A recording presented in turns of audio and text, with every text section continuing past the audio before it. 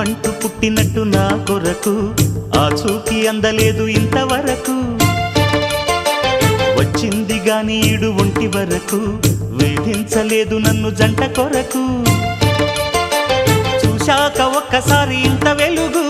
నా వంక రాను అంది కంటి కునుకు ఈ అల్లరి గారడి నీ లీల అనుకోనా నీ పేరు ప్రేమ అవునా ఇవాళే నిన్ను పోల్చుకుందా